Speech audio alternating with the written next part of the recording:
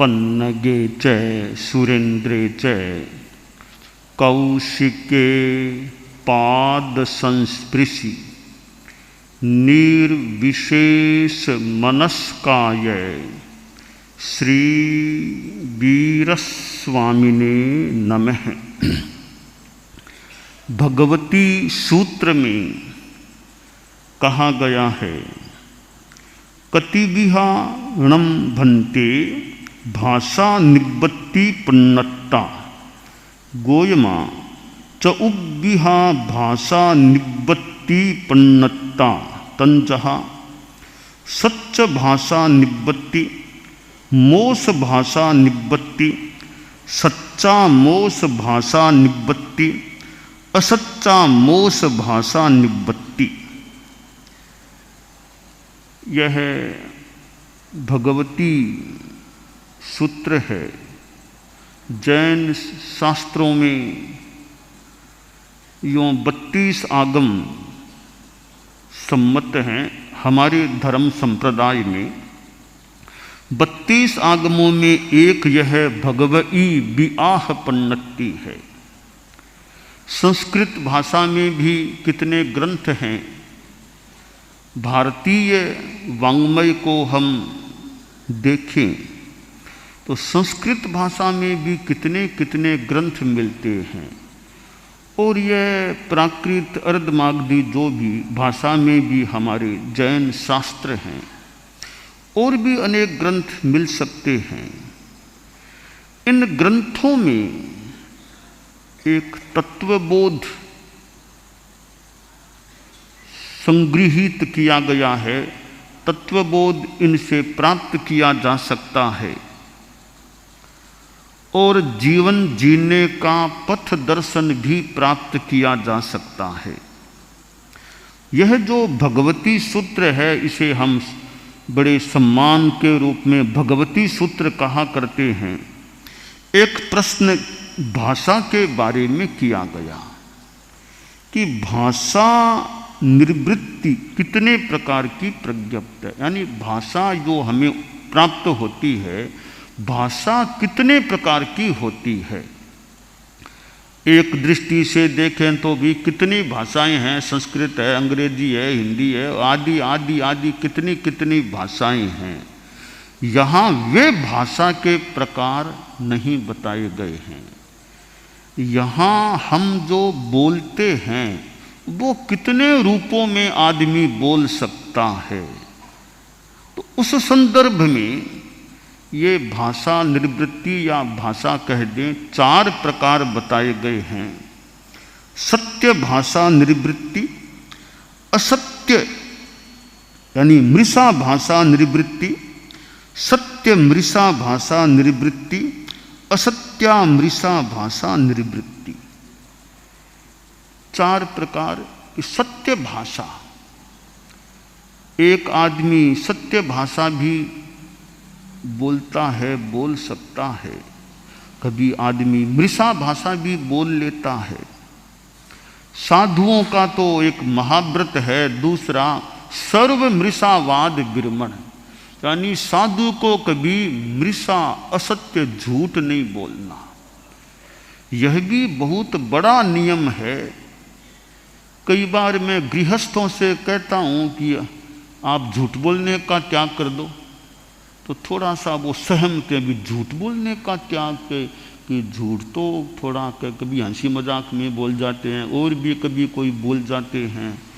तो कईयों को मैंने देखा झूठ बोलने का त्याग उन्हें थोड़ा दोहरा कठिन लगता है। इसका मतलब झूठ को छोड़ना भी बहुत बड़ी चीज प्रतीत हो रही है। तो सत्य भाषा, यथार्थ भाषा, संस्कृत में जो कहा गया सत्यम ब्रूयात प्रियम ब्रूयात मां ब्रूयात सत्यम प्रियम प्रियमपि नानृतम ब्रूयात एस धर्म है सनातन है। कि सत्य भाषा यूँ तो बढ़िया है, पर सत्य के हमारे जैन आगम में कहा गया सत्येषु या अनवद्यम वयंती, कि सत्यों में भी अनवद्य निर्वद्य निष्पाप सत्य हो। कैसे कि देखिए सत्य भाषा, पर सत्य भी कैसी?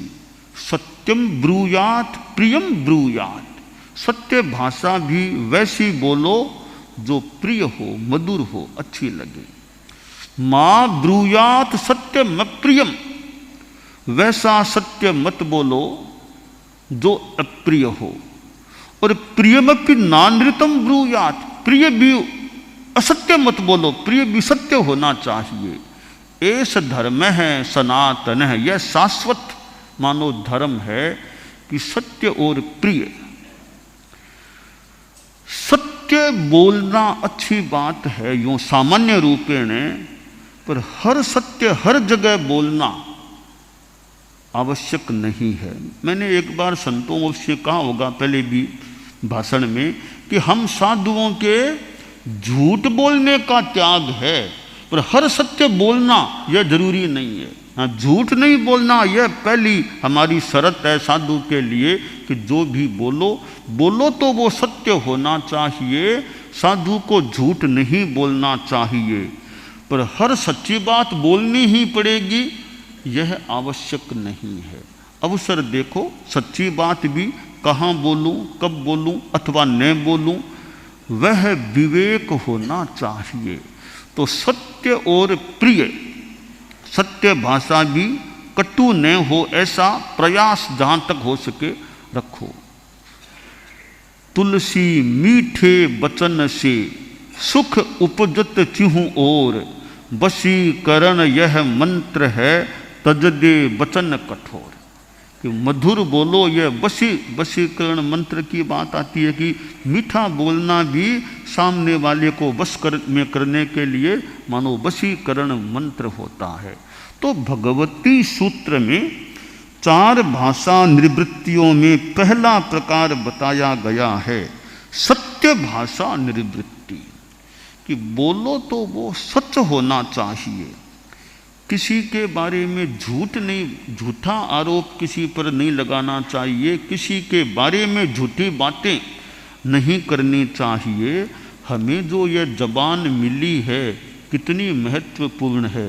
जो जबान हमारे पास है वह पशुओं के पास कहाँ पर है और कितने जीवों के पास नहीं है। हम मनुष्यों के पास एक मानो विकसित भाषा है, वो भाषा लब्धि हमें प्राप्त है, भाषा निवृत्ति हमें प्राप्त है। तो इस भाषा निवृत्ति से हम झूठ बोलने से, यानी जो बोलें वो सत्य होना चाहिए। हालांकि आप लोग जो गृहस्थ हैं उनके लिए पूर्णतया सत्यभाषी होना कठिन भी हो सकता है, फिर भी संकल्प हो, प्रयास हो, आदमी ज़्यादा से ज़्यादा सच्चाई पर चलने का प्रयास करे। तो पहला प्रकार है सत्य भाषा निवृत्ति। दूसरा प्रकार है मृषा भाषा निवृत्ति, कि झूठ बोलना। आदमी झूठ भी बोल लेता है। शास्त्र में एक जगह कहा गया है, यानी झूठ बोलने के 4 कारण बताए गए हैं। आदमी झूठ क्यों बोलता है? से कोहावा, लोहावा, भयावा, हासावा। या तो क्रोध, गुस्से में आकर, गुस्सा आ गया तो कई बार आवेश में आदमी झूठी बात बोल सकता है, तो गुस्सा एक झूठ बोलने का कारण बनता है। लोहावा, या लोभ के कारण से, लोभ के वशीभूत होकर भी आदमी झूठ बोल सकता है। तीसरा कारण है भया, भय के कारण, डर करके, भय के मारे आदमी झूठ बोल जाता है। चौथा कारण है हासावा, हास्य, हंसी मजाक में आदमी कई बार झूठ बात बोल जाता है। ये 4 कारण झूठ बोलने के हैं। आदमी अपराध में जाता है, चोरी, डकैती, झूठ, कपट, मार पीट, हिंसा, अपराध में जाता है। तो अपराध में जाने के मूल कारण हम देखें, जो हमारे जैन शास्त्र में भी एक बात है, रागोय दोषो भी कम बीयम, राग और द्वेष ये कर्म के बीज हैं। जो भी पाप कर्म होता है उसके भीतर में मूल में कारण राग द्वेष होता है। यह जैन शास्त्र की बात है, उत्तरध्ययनानी की बात है। जैन शास्त्रों में एक है उत्तरध्ययनानी। हम श्रीमद् भगवद गीता में देखें, भगवद गीता में भी थोड़ी इससे मिलती जुलती सी बात आई है। अर्जुन ने श्री कृष्ण से प्रश्न किया, अथ केन प्रयुक्तोयम पापम चरति पुरुषः अनिच्छन्नपि वाष्णेय बलादिव नियोजित है।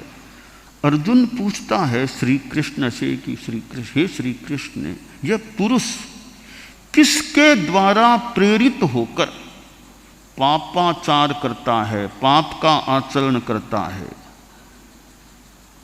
मानो वह चाहता नहीं, पर कोई जबरदस्ती उसको पाप की ओर धकेल देता है। तो हे श्री कृष्ण, वो तत्व कौन सा है जो आदमी को पाप की ओर धकेलने वाला होता है? मैंने जैसे जैन आगम की बात बताई, राग द्वेष कर्म के बीज, करीब ऐसी सी बात अब श्री कृष्ण बताते हैं अर्जुन के प्रश्न के उत्तर में कि काम एषः क्रोध एषः रजोगुण समुद्भवः महाशनो महापाप्मा विद्धेन मिह वैरिणम। कि अर्जुन दो चीजें हैं, जैसे वहाँ राग और द्वेष, या काम एषः क्रोध एषः, यह काम और यह क्रोध, काम और क्रोध, ये दो तत्व रजोगुण समुद्भव है, रजोगुण से समुद्भव जिनका है। और ये जो दो तत्व हैं काम और क्रोध, काम एषः क्रोध एषः रजोगुण समुद्भव महाशनो महापात्मा, ये दो तत्व हैं, ये वैरी हैं, दुश्मन हैं। यानी ये तत्व आदमी को अपराध की ओर ले जाते। आदमी अपराध क्यों करेगा? या तो काम भावना है, इच्छाएं लालसाएं काम, तब अपराध में जाएगा, या गुस्सा आवेश तो आदमी हिंसा आदि में जाता है।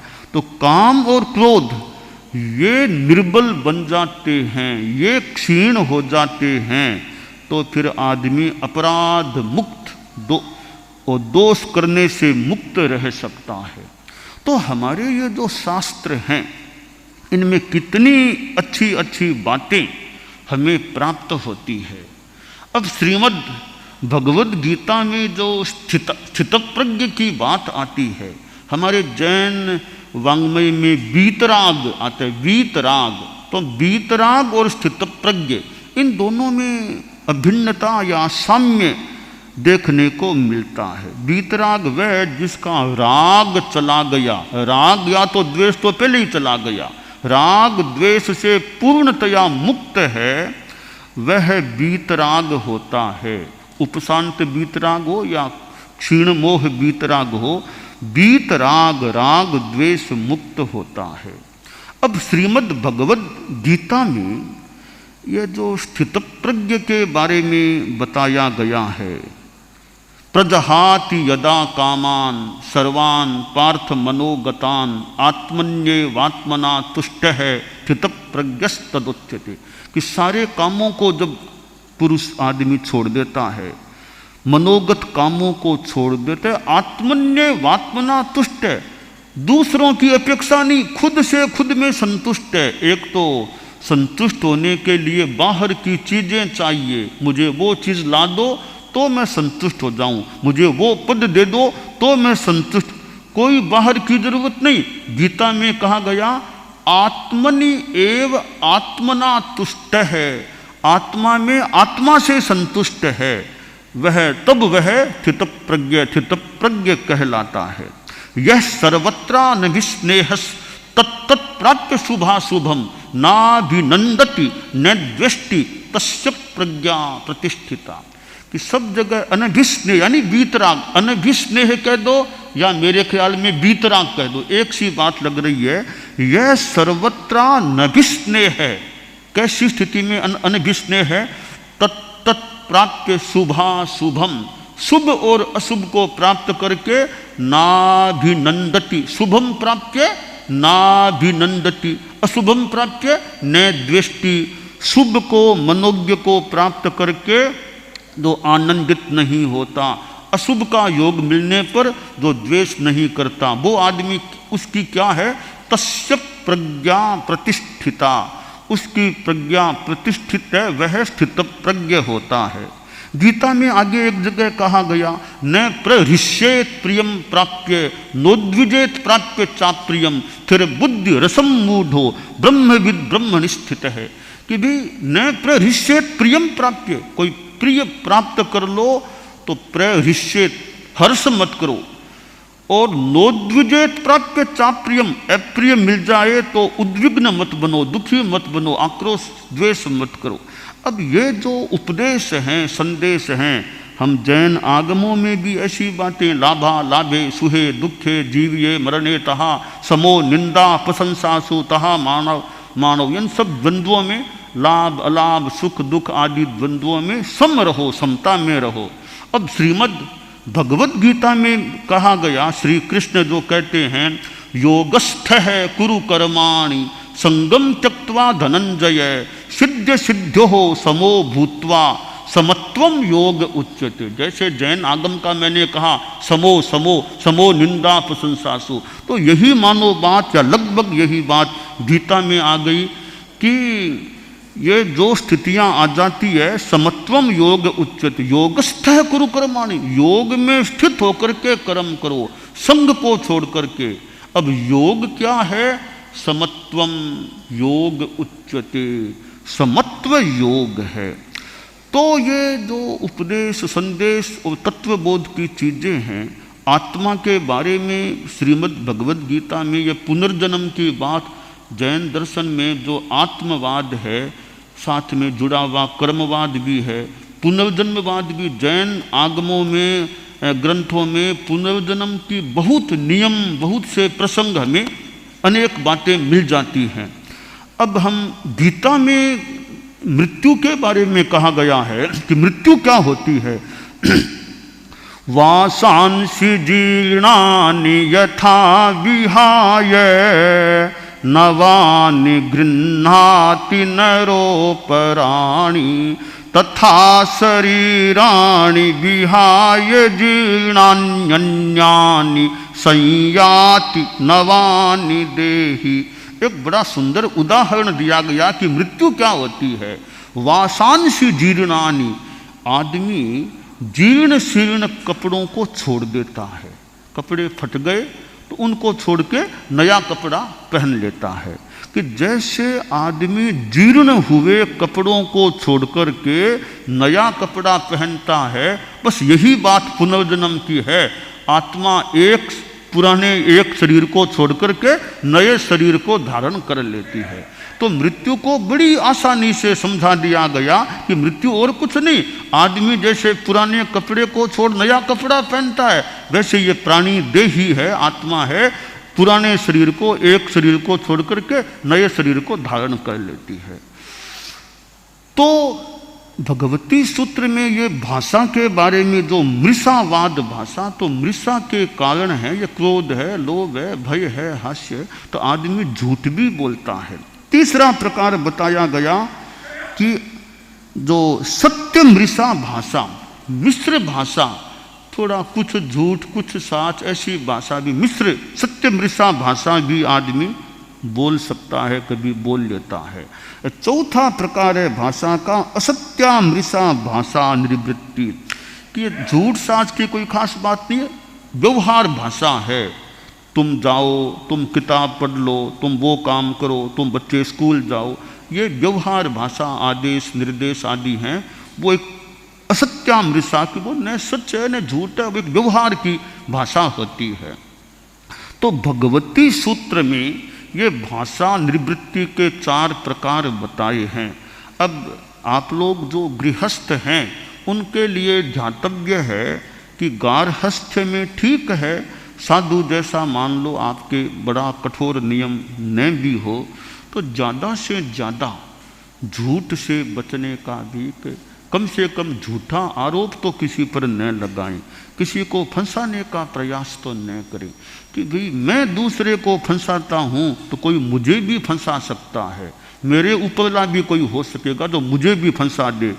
इसलिए झूठ बोल करके दूसरे को, किसी को कष्ट में डालने का, दुख में डालने का, फंसाने का हमें जीवन में कभी प्रयास नहीं करना चाहिए। तो भगवती सूत्र में जो ये मृषा की बात आई है, मृषा भाषा निर्वृत्ति, तो मृषा दुनिया में चलती है भाषा, पर हमें प्रयास यह करना चाहिए कि मृषा भाषा से भी हम किसी दूसरे को कष्ट में डालने के लिए मृषा भाषा का प्रयोग न करें और सत्य भाषा का भी प्रयोग करें। तो विवेक रखें, कौन सी बात कब कहनी चाहिए, कब नहीं कहनी चाहिए। आपकी 5 बातें मेरी जानकारी में है, मान लो मेरी 5 बातें आपकी जानकारी में है, इसका मतलब यह नहीं है कि मैं आपकी बातों को यूँ फैलाता रहूं या आप मेरी बात को फैलाओ। भी फैलाने का उद्देश्य क्या है? मुझे बदनाम करना उद्देश्य है या आपको बदनाम करना उद्देश्य है? यह उद्देश्य बढ़िया है या नहीं? पॉजिटिव बात है वो नेगेटिव, तो भी हमारा उद्देश्य क्या? हमारा उद्देश्य निर्मल होना चाहिए। गलत खराब मलिन उद्देश्यों से किसी के बारे में कोई बात हमें नहीं करना चाहिए। तो ये जो भगवती सूत्र में जो बातें हैं, और न्यायालय श्री कृष्णा जी के बारे में आज पहुँचे हैं यहाँ, और हमारे जो प्राचीन ग्रंथ हैं पहले भी कुछ वार्तालाप हुआ था। तो विद्वान व्यक्ति हों और अनुभवी हों, न्यायालय में जो सुप्रीम कोर्ट में रहे हुए हों, तो ऐसे व्यक्तित्व का समागमन हुआ है। तो ये न्यायालय जो है वहाँ वो तो न्याय का मंदिर है। न्यायाधीश तो मूर्ति है, मंदिर की मूर्ति मानो न्यायाधीश है, न्याय मूर्ति होते हैं, वो एक प्रकार का वो मंदिर है। तो मंदिर की स्वच्छता, एक तो भी बुआरी आदि से सफाई कर दो, पोछा, वो सफाई मंदिर की होगी मान लो। मंदिर की सफाई बड़ी यह है कि वहाँ बात करने वाले वकील आदि आदि जो साक्षी देने जो भी हों, वे गलत बात मृषा बात न बोले। यह मंदिर की स्वच्छता का बड़ा तत्व होता है। भी गलत बात वहाँ कोई नहीं, न मुवक्किल बोलेगा, न वकील बोलेगा, न साक्षी देने वाले कोई नहीं बोलेंगे, तो उस मंदिर की निर्मलता स्वच्छता रह सकती है। तो सुप्रीम कोर्ट तो बहुत बड़ा एक मंदिर होता है, न्याय का मंदिर। और आगे हम देखें वो तो न्याय का मंदिर है। हमारी चेतना और हमारा मन भी मंदिर बन जाए, हमारे मन में भी शुद्धता अगर अच्छी रहती है तो हमारे मन को हम मंदिर के रूप में रखें और विशुद्ध आत्मा परमात्मा का ध्यान यदा कदा करते रहें, तो मन मंदिर में परमात्मा प्रभु यों विराजमान हो जाए।